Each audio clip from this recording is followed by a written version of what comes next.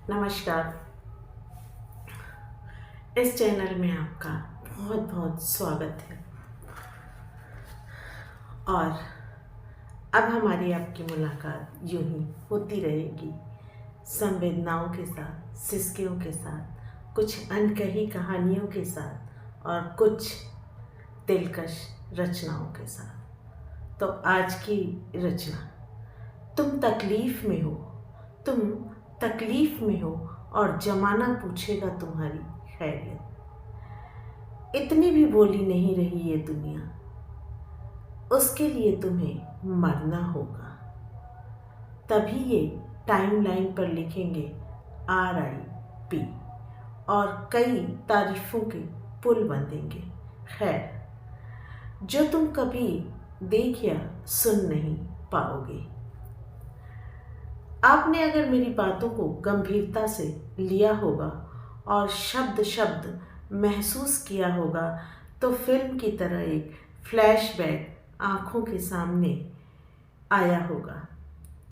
आप नीचे सफ़ेद चादर से ढके हुए हैं और लोग आ रहे हैं, संवेदना व्यक्त कर रहे हैं, फिर नीचे बैठ रहे हैं। आपका दिल, दिमाग, आत्मा सब शून्य हो गया होगा, क्योंकि अक्सर हम मौत के नाम से सुन्न हो जाते हैं। क्योंकि सफ़ेद चादर और निष्प्राण देह हम खुद के लिए या अपने अपनों के लिए कल्पना से 20 कोस दूर भी कल्पना नहीं करते, जबकि यह होना ही है। हम आप सब जानते हैं, मौत निश्चित है, आज नहीं तो कल। आपकी बाकी कोरी कल्पनाएं पूरी हों या ना हो, लेकिन ये जरूर होता है जिसे देखने के लिए हम नहीं होते। और ना कॉस थीटा और साइन थीटा से भी डिफ़िकल्ट इक्वेशन की जब हम जिंदा हैं तो लोगों के पास 2 मिनट का वक्त नहीं है। और जब हम देख नहीं सकते, सुन नहीं सकते, महसूस नहीं कर सकते, खुश या दुखी नहीं हो सकते, तब वो भी वक्त निकालते हैं जो कहते थे यार मरने के लिए फुर्सत नहीं है।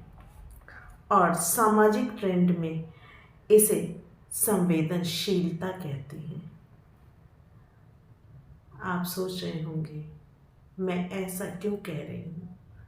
मैंने शब्द शब्द जो महसूस किया है मैं वो आपसे साझा कर रही हूँ। मेरी कलम नंगा सच लिखती है।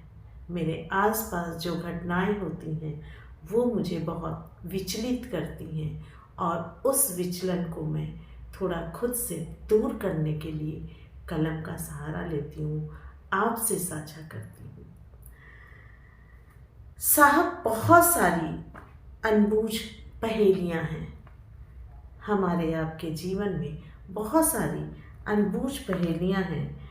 अर्थी के साथ जाते हुए लोग राम नाम सत्य हो बोलकर जाते तो हैं।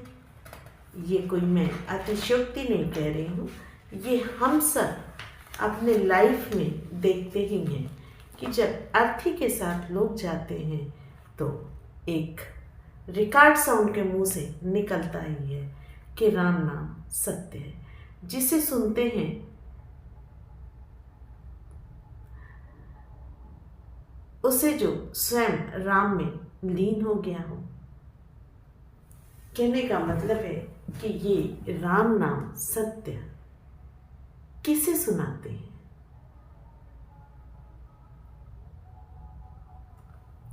जो स्वयं राम में लीन हो गया है।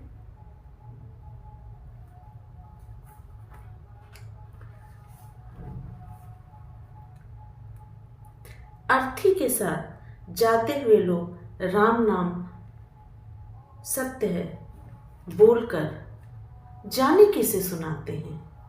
उसे जो स्वयं राम में लीन हो गया खुद को जो ये गलतफहमी पाल रखे हैं कि ये दिन उनकी लाइफ में नहीं आएगा, या फिर स्वयं राम जी को, क्योंकि बिना अर्थी हम इस सत्य को कभी नहीं बोलते हैं और ना ही सुनना चाहते हैं, जबकि सत्य यही है, जगत मिथ्या है, फिर राम नाम सत्य है, ये किसे परिभाषित करते हैं? मुझे आज तक समझ में नहीं आया।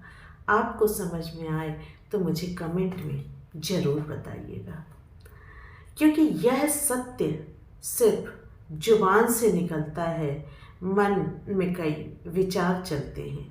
पता नहीं कितना टाइम लगेगा, जल्दी निपट जाए तो कुछ काम निपटा लूँ, सब कुछ छोड़ के आया हूँ।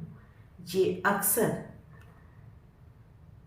अर्थी के साथ घाट पे गए हुए अपने मन में सोचते हैं, क्योंकि घाट पे कोई अर्थी के साथ गैर नहीं जाता।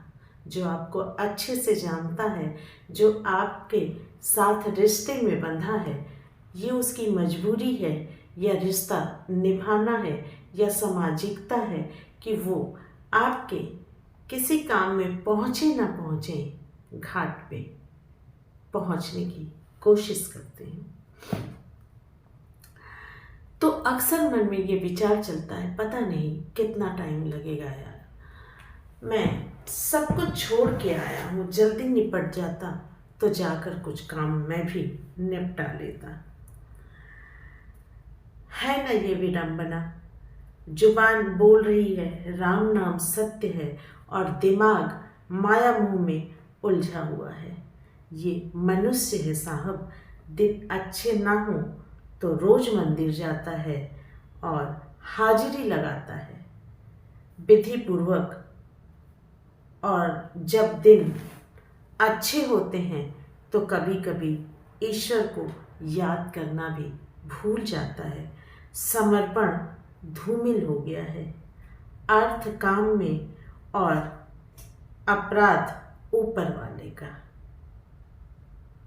कि वो सुनता नहीं। मैं एक सवाल पूछती हूँ, क्या वो सुनता नहीं या आप उसको उस लगन के साथ सुनाते नहीं? आप याद कीजिए, जब आप बच्चे थे या अगर आप इस एज में हैं कि आपके बच्चे हैं, तो क्या आप भी बच्चे की धीमे से कही हुई छोटी सी बात को सुन लेते हैं? नहीं, उसे रोना पड़ता है, उसे चिल्लाना पड़ता है, आपके साड़ी का पल्लू खींचना पड़ता है, या फिर पिता का शर्ट या बनियान खींचना पड़ता है, बार बार बताना पड़ता है। उसी तरह से ईश्वर आपके मन की शायद कभी सुन भी लेता हो, लेकिन उसके लिए सिर्फ एक आप अकेले नहीं हैं। ईश्वर की जिम्मेदारियां बहुत सारी हैं, बहुत सारे लोग हैं जो ईश्वर से आशा लगाए हुए हैं। तो पूरी समर्पण, लगन और मन के साथ ऊपर वाले को अपनी बात सुनाए, वो जरूर सुनेगा। वो बैठा ही इसीलिए है कि जो मेरी संतान है मुझसे अपना दुख कैसे कहती है, सुख में भी याद रखती है या नहीं। तो चलते चलते एक बार फिर कहूँगी, राम का नाम ही सत्य है, शिव ही सुंदर है, और ये जगत मिथ्या है, मृत्यु सत्य है, जीवन एक अबूझ पहेली है। नमस्कार।